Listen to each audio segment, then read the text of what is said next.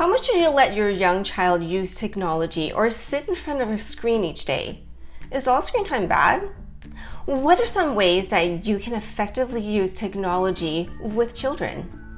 I'm Maria George, and in this video, I'm going to discuss some factors that will help you safely use technology and media with children between the ages of 2 to 5. Computers, smartphones, tablets, and other devices have become a part of our daily lives and our children's lives. We depend on its use for many things, such as work, finances, social connections, education, and entertainment.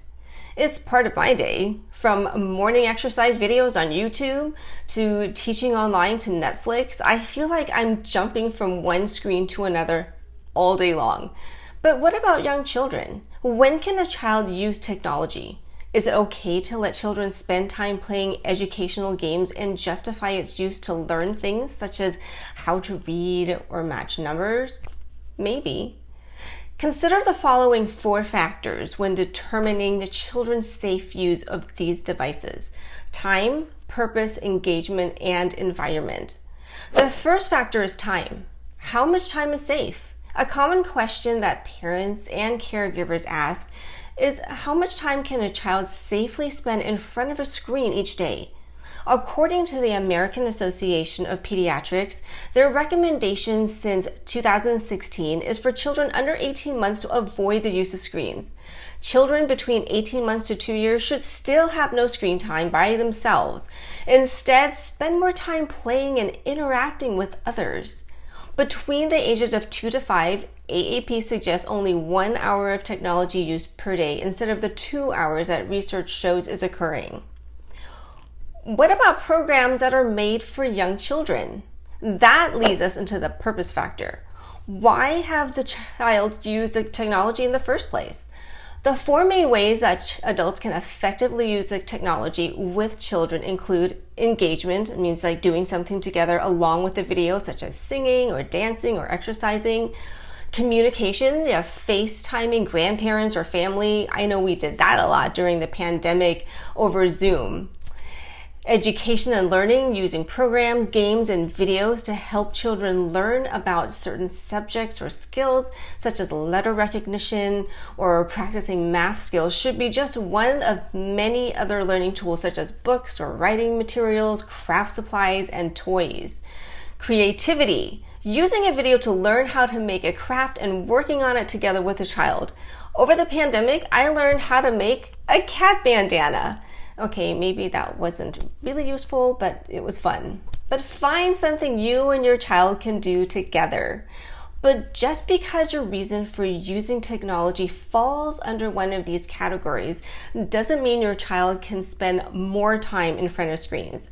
Studies show that the more screen time a child under 3 has, the more likely they will have trouble reading and paying attention in school and later on in life.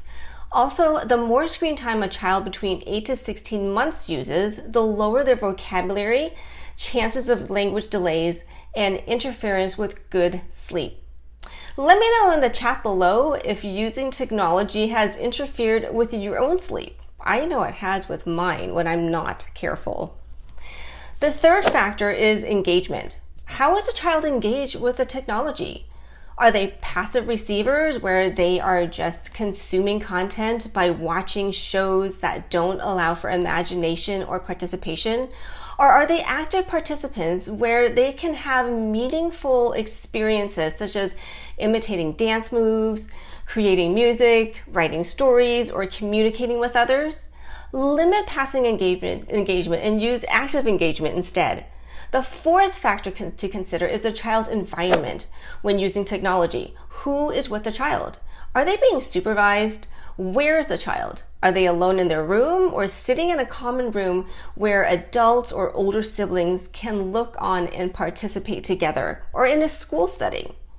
Young children will get more out of their screen time when parents, caregivers, or educators watch with the child and interact with them by asking questions or directing engagement that will help the child apply what they are experiencing on the screen.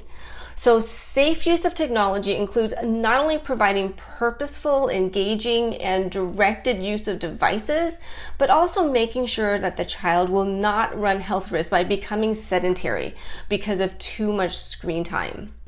You will also want to protect a child's privacy and security, which can be enhanced with software and apps that block potentially harmful websites, content, advertising, and in-app purchasing, because you don't want to be surprised with a $60 charge on your credit card bill for virtual furniture for penguins.